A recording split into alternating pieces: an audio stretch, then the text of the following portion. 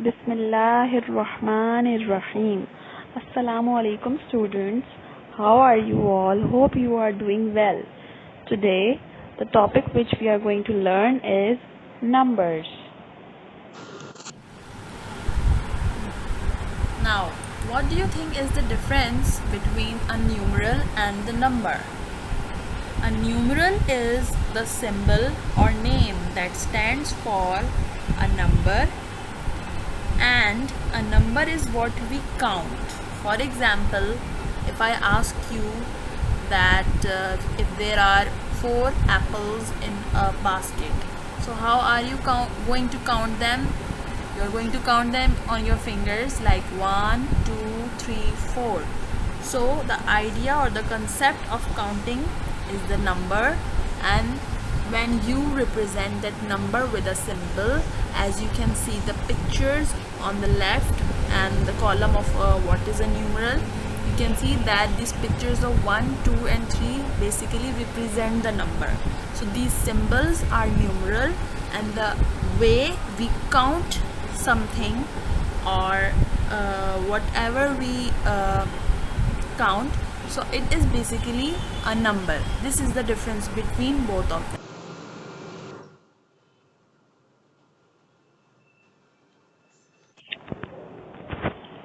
Pause to ponder. Now let me ask you a very interesting question. Have you ever heard of Roman numbers? Or have you ever seen them in real life or your surroundings? Do you know ancient Romans represent their numbers with some symbols, and they are totally different from the normal numbers which we are used to of seeing daily. The Roman numbers were basically invented by the ancient Romans when the shepherds used to count their cattle like cows and goats. So they used these symbols to count them. For example, when they write 1, so they basically write the capital I. For 9, they write down capital I and capital X. And you will be amazed to know that when they write 5, they don't write like a normal 5. They write it with a capital V. Let's move on to see how we basically write the Roman numbers. Now, you can memorize the Roman numerals by learning this simple sentence. I value xylophones like cows do milk. Now you can see the first word of the sentence is I, which also represents the first symbol of Roman numeral, I, which stands for 1. Then the second word is value, which starts from V, and the V represents the number 5. Then the third word is xylophone, which starts from X, and X represents the number 10. The fourth word of this sentence is like, which starts from capital L, and capital L represents the number 50. The fifth word of the sentence is cows, which starts with capital C. This capital C represents the number 100. The next word is do, which starts with capital D, and it represents 500. And the last word is milk, which starts with the letter capital M, and capital M in Roman numerals means the number 1000 in Arabic numerals. Now in this slide you can see a table in which there are 3 columns. The first column is of Arabic numerals, which we use in our daily life. The second column is of Roman numerals, which were used by the ancient Romans. This column basically consists of all the symbols of the Roman numerals. And the third column shows that what the Roman numeral actually means.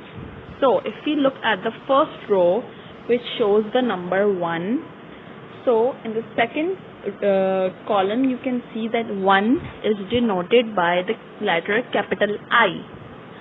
But when you look at the third column, you can see that this capital I actually means number 1. When you move towards the second column, you can see the number 2. And in the Roman numerals, the 2 is written by writing capital I 2 times. What does this Roman numeral mean? Writing capital I 2 times means 1 plus 1, which is equals to 2. Now if we move towards row number 3, the number is 3. And in Roman numerals, it is written like capital I, capital I, capital I, means capital I is written thrice. And what the Roman numeral means? It means that capital I means 1. So if we write 1 plus 1 plus 1, we will get 3. Okay, if we see the next number, which is 4, so in the Roman numerals, you can see that first capital I is written and then capital V is written. Now we know that capital V is the symbol of 5, while capital I is the symbol of 1. So whenever the smaller symbol is written first and the bigger symbol is written after, it means that the smaller number will be subtracted from the bigger number. In this symbol, you can see I and capital V. So I means 1 and V means 5, which means we will subtract 1 from 5, which will give us 4. So the Roman numeral means that 5 minus 1. The next number is 5, which is denoted by capital V, and it means it is equals to 5. The next number is 6, and you can see that in 6 it is represented by a capital V and a capital I. Now you can see that number 4 and number 6 in Roman numerals almost look the same. But in 4, capital I appears before capital V, and in 6, capital I appears after capital V. So whenever a smaller symbol appears after the bigger symbol, it means that we are going to add both of them. So this Roman numeral means that we are going to add 1 in 5, which gives us 6. Moving on towards the next number, which is 7. So for 7, we can see that the Roman numeral is capital V, capital I, and capital I, which means that we have already seen that if capital I is written 2 times, it means that it is the number 2, and capital V means number 5. So capital V and 2 times capital I means 7. And I told you that whenever a smaller number or smaller symbol appears after the bigger symbol, we will add both the numbers. So in the meaning of Roman numeral, the third column, you can see that we are adding 5 and 2, which gives us 7. Similarly for 8, you can see that there is the symbol of 3, which is capital I written 3 times, is written after capital V, and it gives us the answer of 5 plus 3, which is 8. Now in 9, for 9, we will write capital I before capital X, and whenever a smaller symbol comes before the bigger symbol, then of course we will subtract, and whenever a smaller symbol will appear after the bigger symbol, we will add. But for 9, we can see that I, which is smaller than capital X, is appearing before it, and capital S, we know that it is 10. So in the third column, you can see that it means 10 minus 1, which is equals to 9. Moving on towards the last one, which is 10, and for 10, you can see that the Roman numeral is capital X. So it means that the number is 10. There is no I before it, there is no I after it. There is only capital X, which means that it is the number 10. Now, as we have discussed how Arabic numerals can be converted into Roman numerals in the previous slide, you can now practice yourself for the digits 11 to 20 and see how they can be converted in the Roman numerals. For your reference, the table has been shown here. Now let's discuss that how you can convert an Arabic numeral to a Roman numeral and vice versa. Now I would like you all to practice this question from page number 4 of your book, question number 1. Here the Arabic numerals are being converted in the Roman numerals, okay, and you have to convert the Arabic numerals into the Roman numerals. The answers have been given on this slide, but you have to practice this yourself by taking the help of the previous slides where I have clearly explained how with the help of the Roman symbols you can get the answer or get the number for Arabic numeral. Now pause this video and write down the answer of the given question on the next slide.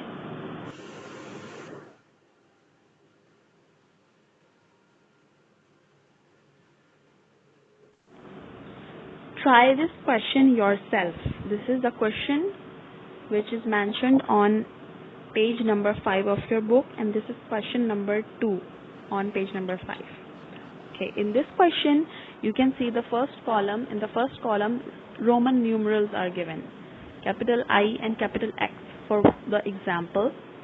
So like this, there are some more numerals given and you have to convert them into Arabic numerals. I hope you have completed the previous question. Now pause the video again and write down the answer of the given question on the next slide.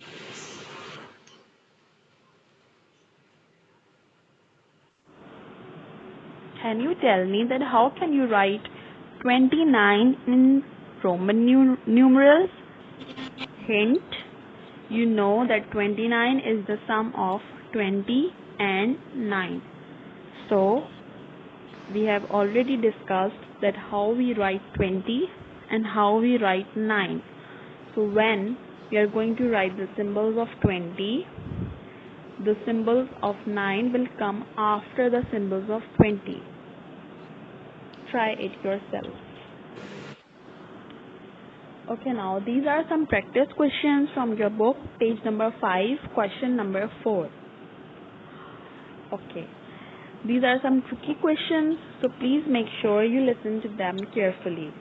The first question is to add 5 and 7 and write the sum in Roman numerals.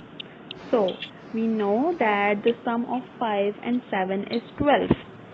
So, for 12, we also know that the Roman numeral is going to be capital X, capital I and capital I, because 12 is the sum of 10 and 2, and 10 is denoted by capital X and 2 is denoted by capital I, written 2 times. Moving on towards the second question, which is to add capital X and XI and write the sum in Arabic numerals. Okay, this is totally opposite to the first question. Now we know that capital X means 10 and capital X and capital I means 11, because I is written after X, which means we are going to add 10 and 1, which gives us 11. So if we add X means 10 and XI, which means 11, we will get 21.